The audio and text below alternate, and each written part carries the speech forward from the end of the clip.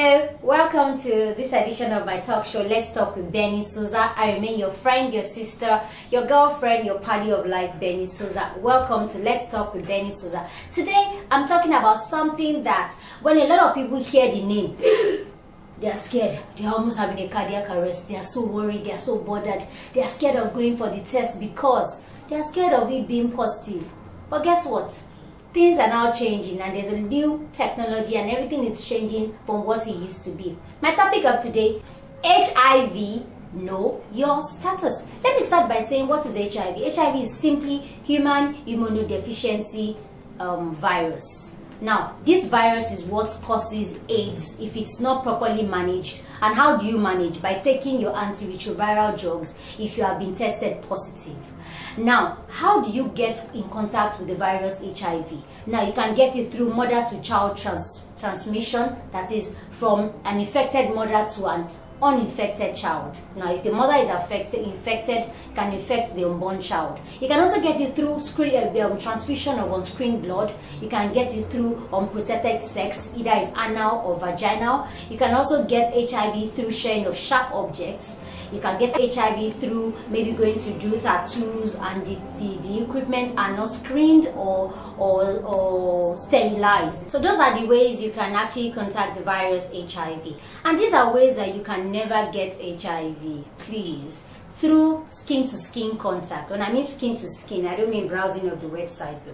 I mean skin-to-skin, like hugging, like shaking, like high-five, like sharing towels, like sharing the public toilets, like using the same cup with someone that is infected, like using kitchen utensils like fork and spoons and all that. You cannot get HIV through that. You can't get HIV through kissing, except the person has a sore in their mouth. You can't get HIV through hugging people that are infected. So please, if you're one of those people that stigmatize people with HIV, don't want to hug them, don't want to shake them, please, you can't get the virus through that. And according to the USAID prevalence in HIV prevalence in Nigeria, the report was done in 2016. It was noted that 3.6 million people are living with HIV in Nigeria, and 80% of those new infections were through sex, that is unprotected sex, either with the gay or heterogeneous sexual partners, that is man and woman. Those are the 80% of it was through unprotected sex, and 2.9% of those people were adults. And the 12% of those people are already receiving antiretroviral drugs, that is the children. So it means that if you are tested HIV positive, you can now get a confirmatory test to be sure that you really have HIV. And also from there, you will do your CD4 count and the viral load test. Once you do that, they put you on antiretroviral treatment, that is ART. It's just like using vitamin C. It's like using maybe painkillers. You just use it for the rest of your life. There's a general misconception that it's people that are promiscuous that have HIV. Very false. It's a big lie. In fact, people that do the 111, they do jump from bed to bed, they sleep around. Many times, they always insist on condom use. Those girls, if you check their bags, those guys, check their bags, their laptop bags, check their cars, check their wallets, they always have condoms. Because they know the kind of things that they do. They always have condoms. They are likely not to have HIV and other STDs because they are well informed. You see people that are naive, they don't know anything. They have one sexual partner for the past 7 years. They are not everywhere kind of girl, everywhere kind of guy. They might just be unfortunate by meeting one person that probably maybe they were dating one guy or dating one girl. They've been dating for like 5 years or 6 years, monogamous partner, they've never cheated. And the girl or guy meets one of his ex that he has not seen for 7 years. And as they always say, Okafor's law, once debe, always debe.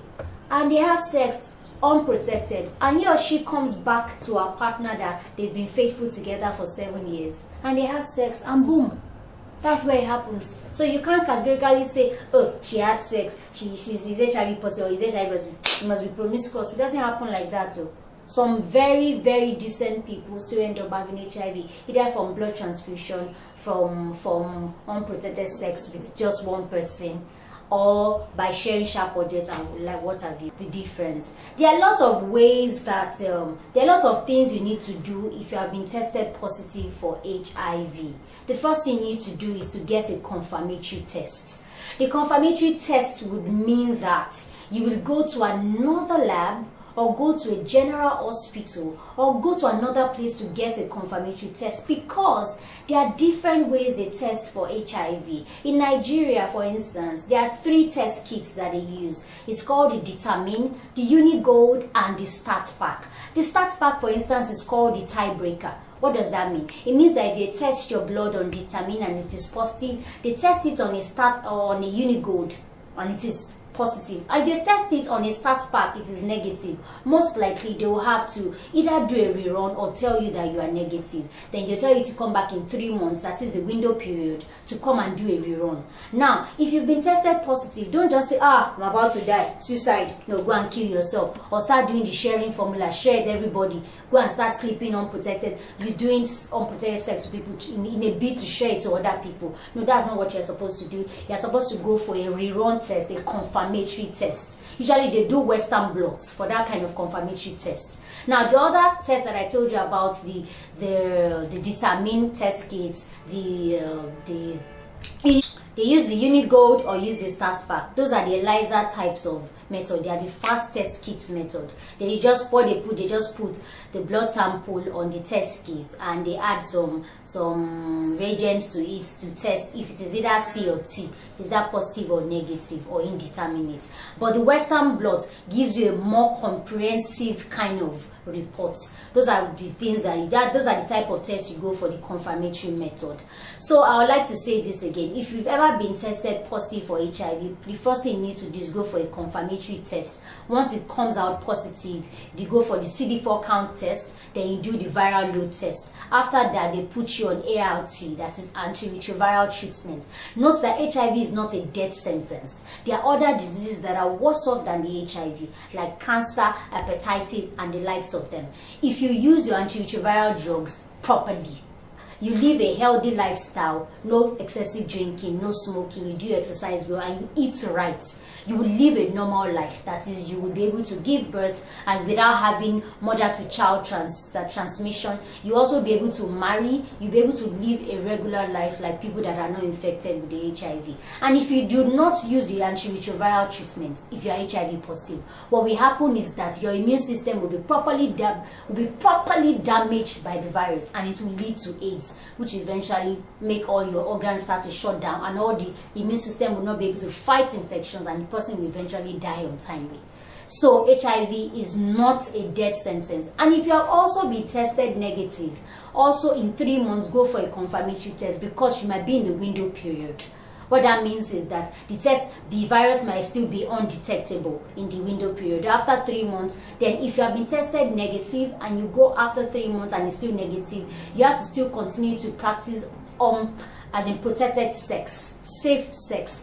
No condom, no sex, no C, no X. Abstinence, they say, is the best. But in this our generation in 2018, abstinence might be tough. So it is because of maybe the sexual pressure, the media, the effects of the media, and also inability for people to hold themselves and the likes of them. But if you cannot go the abstinence route, the best thing you can do is to do the no C, no X, no condom, no sex. Do not assume that your partner is faithful, because in the same way they might be sleeping with you using as without condom, unprotected sex, the same way they can also be sleeping with 3 or 4 other people. That your girl that is hot, fine, and shapy that you think is faithful might also be sleeping with 3 other guys that she thinks she's sure of that they are not sleeping with other people, and the guy too might also be sleeping with 2 or 3 other girls. So the chains of chemical reaction, the chain of diseases keeps to go on and on and on. Like, I would like to do this recap. HIV is not a death sentence. Go and get tested today, because ignorance can be very dangerous. Early detection is the best thing that can happen if you are HIV positive. If you find it on time, if you know it on time, you start to use the antiretroviral drugs, you start to go for counseling, and you try to meet other people and mingle with other people. Until I speak to you again next time, I remain your host, Benny Souza.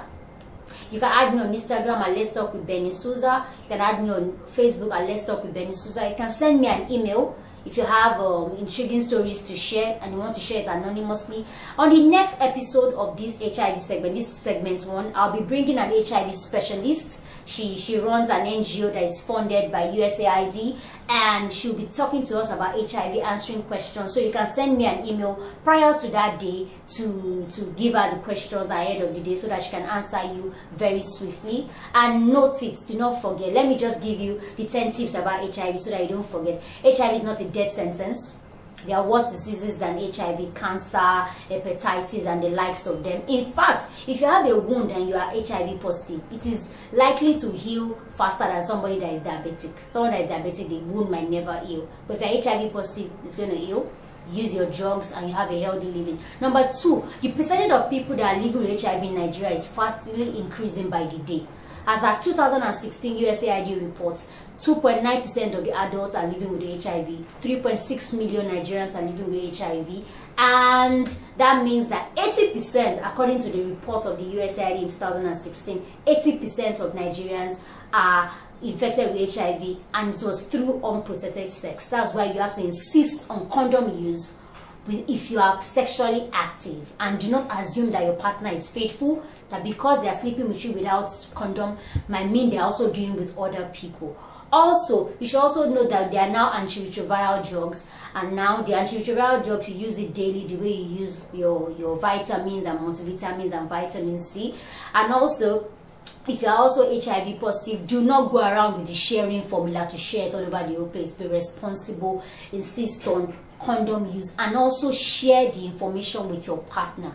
You never know, you have to share it with them. It's unfair. It's an unfair thing to do. HIV positive people are now living normal lives as long as they use their drugs regularly. And also, if you have HIV positive or you do the HIV testing, the first thing you need to do is go for a confirmatory test. A lot of people have false positives and false negatives. You need to do a confirmatory test. I have a personal experience of a friend that almost committed suicide when he told me that he was confirmed HIV positive. I said, by who? He said it was a lab.